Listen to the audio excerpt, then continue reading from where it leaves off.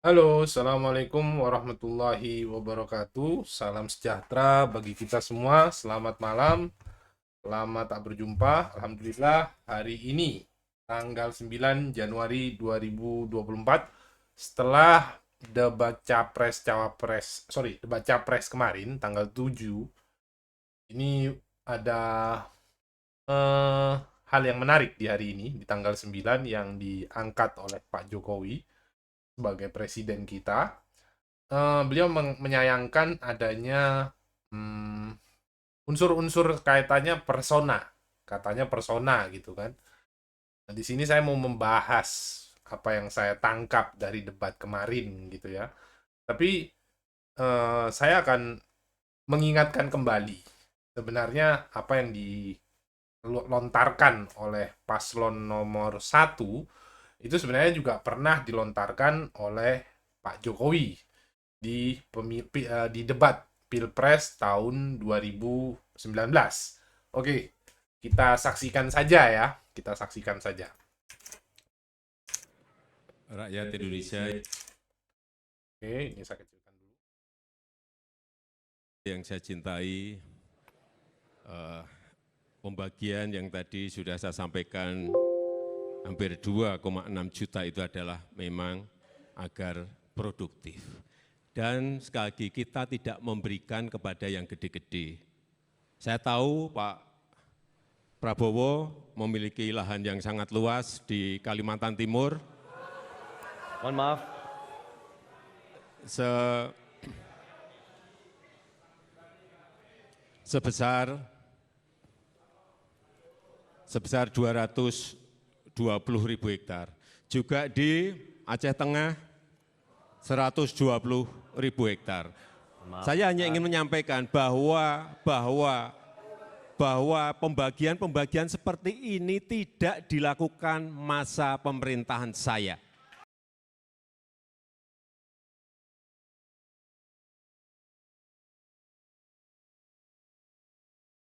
Oke.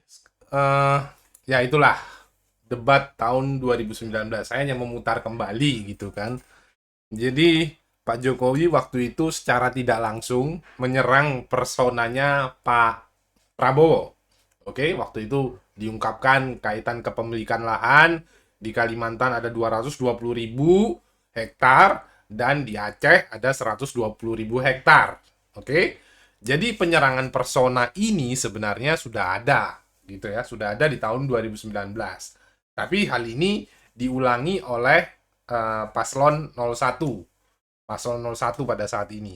Jadi setelah itu kok tiba-tiba Pak Jokowi mengatakan bahwa saya eh, kok melihat ini tidak tidak konteks gitu loh, tidak tidak menuju pada inti permasalahan, kok malah menyerang persona gitu kan.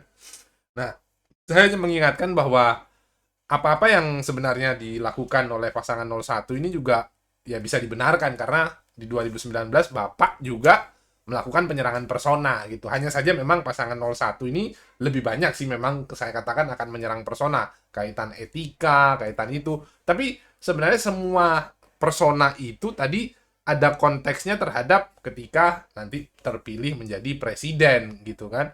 Jadi saya bingung gitu loh Pak. Bapak punya double standar, ada double standarnya gitu loh Pak. Jadi inilah yang disayangkan kalau Bapak memang merasakan tidak boleh menyerang persona nanti serangan baliknya seperti ini, Bapak mau jawab apa? Karena 2019 Bapak menyerang persona juga Pak, gitu. Ada pengungkit-pengungkitan persona gitu kan. Hanya saja yang 01 sekarang ada tambahi mengenai etik dan lain-lain gitu kan. Nah, selanjutnya ada jawaban juga dari pasangan 02 ketika mengatakan bahwa Anda tidak pantas. Saya merasa Anda tidak pantas kaitan mengomongkan kaitan etik. Saya ya itu ya itu oke kalau memang merasa Anda tidak pantas, tapi dalam ruang debat apapun bisa dibicarakan. Apapun bisa dibicarakan kecuali ketika kalau umpama dikatakan kenapa Bapak kok jadi duda gitu, itu tidak pantas. Saya juga tidak suka kalau umpama diungkit-ungkit seperti itu. Tapi kalau sesuatu yang terkait dengan politis, terkait dengan apa namanya yang menyebabkan suatu pergolakan politik itu juga perlu dibahas Pak memang.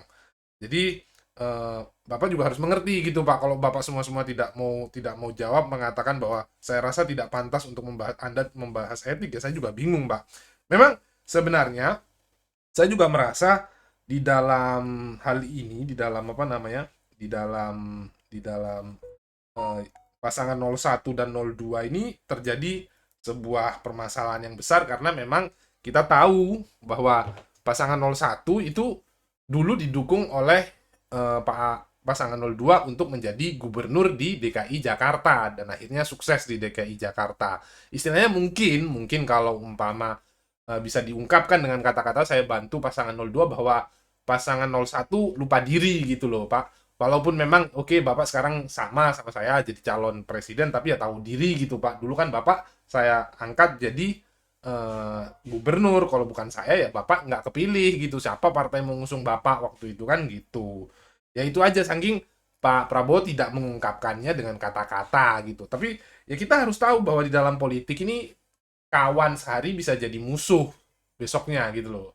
Jadi tidak ada yang statis, semuanya dinamis, akan berubah kapanpun. Jangankan dalam waktu bulan atau tahun, dalam waktu hari juga bisa berubah. Contohnya waktu siapa namanya, Muhaimin masuk ke dalam koalisinya Pak Anies dan tiba-tiba AHY hengkang gitu kan. Jadi ya itu politik tuh dinamis gitu. Jangan jangan memang dalam politik sudah tidak ada etik. Kalau kita ngomong etik tuh dikesampingkan, hampir bisa dikatakan dikesampingkan gitu kan. Hanya saja ketika ini yang dibahas adalah etik dalam tingkatan negara karena perubahan konstitusi, Pak. Gitu. Jadi ya kanan kiri sih, saya bisa membenarkan satu sisi, saya bisa menyalahkan satu sisi. Jadi tidak ada yang mutlak di dalam hal ini gitu ya. Oke, selanjutnya terkait dengan data-data yang udah disampaikan oleh Pak Ganjar Pranowo gitu kan. Terus ada juga kaitan indeks-indeks yang dikatakan bahwa kita itu tidak semakin bagus. Waktu Bapak mimpin Menteri Pertahanan ini kita tidak semakin bagus. Nah, ini dalam hal ini ya Bapak harusnya tidak usah mengatakan data itu salah begini-begini. Bapak diberikan waktu 2 menit untuk menjawab itu semua. Bapak harusnya bisa menjawab itu semua bahwa oh ya memang seperti ini dikarenakan di saat itu mungkin COVID gitu, kalau memang Bapak mau jawab seperti itu. Tapi lucunya Bapak mengatakan bahwa data itu salah, itu tidak bisa, Pak. Itu yang kurang pas. Harusnya Bapak tidak bisa mengatakan bahwa data itu salah. Ya ini akhirnya jadi mencela-mencele gitu loh. Sebentar ngomong salah, sebentar ngomong ya karena kita keterbatasan dana harus konsentrasi ke COVID gitu kan. Jadi alur jawabannya itu ke kanan dan ke kiri gitu loh. Yang akhirnya blunder sendiri ke Bapak gitu kan. Ya jawab saja, ya data yang Bapak sampaikan itu benar bahwa memang tidak lebih bagus dikarenakan ada COVID, ada apa, alasan-alasan kayak gitulah Pak, alasan-alasan cantik Pak. Nah inilah yang perlu dipertanyakan dari apa namanya, pola berpikir linear Pak Prabowo ini masih kurang gitu kan. Terus ada juga dikatakan bahwa data-data kerahasiaan negara, kalau ini tidak bisa, ini kaitan data-data kerahasiaan negara dan lain-lain. Loh, kita tidak bertanya bahwa oh beli tank berapa, posisinya ada di mana, rudalnya ada di mana. Tidak, kita tidak tanya itu. Hanya saja kebijakan Bapak kaitan pesawat bekas. Kenapa kok pesawat bekas itu katanya flight hour-nya masih rendah gitu kan. Kenapa kebijakan itu? Kenapa tidak bottom up? Kenapa top down gitu? Kenapa tidak tanya ke pilot-pilot apa sebenarnya yang mereka butuhkan gitu kan? Ya, itu juga di apa namanya? Diangkat seharusnya sama Pak Prabowo, harusnya bisa menjawab, tapi Bapak malah seperti menghindar gitu, entah karena 2 menit dan lain-lain, tapi harusnya ya bisa lah untuk menjawab, carilah pola-pola jawaban yang bagus yang bisa menggiring juga. Tapi kayaknya Bapak tidak menguasai panggung, dengan sangat sangat mohon maaf saya katakan bahwa memang Bapak tidak menguasai panggung di situ. Terus juga kaitan apa namanya, Anies Baswedan, pasangan 01 atau Anies Baswedan mengatakan kaitan rumah rumah subsidi ya, rumah tentara, rumah dinas tentara, tidak ada rumah dan lain-lain.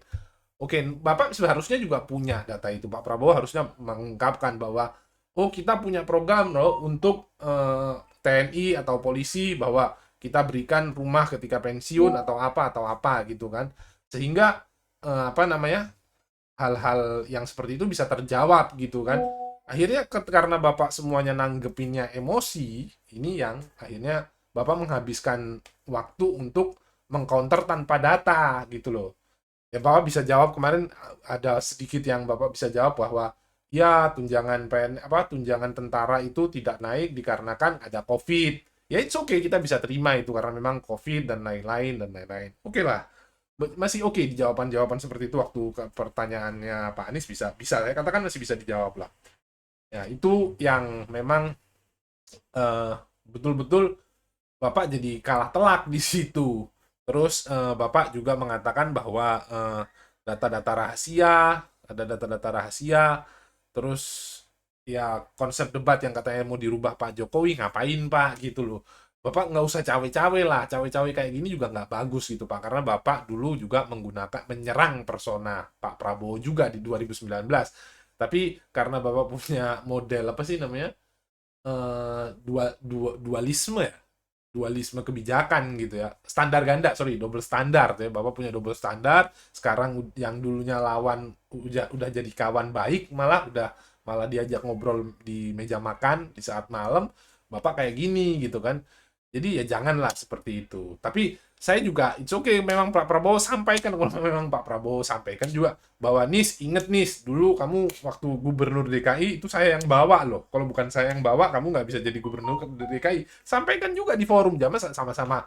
Memang itu fakta gitu loh, bahwa Gerindra waktu itu mengusung Anies Baswedan gitu ya. Kalau umpama nanti Anies bilang ya itu kan politik Pak, saya kan tidak ada hutang piutang dengan Bapak, kalau Bapak memang mau ngusung saya dan lain-lain, ya di situ jadi perdebatan panas juga gitu loh.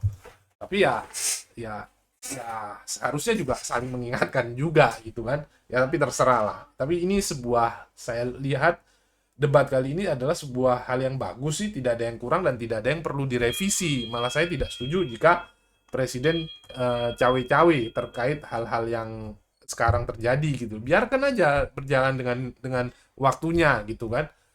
Ya itu yang perlu mungkin saya sampaikan dan saya tegaskan dalam dalam apa namanya, eh, pembicaraan saya kali ini.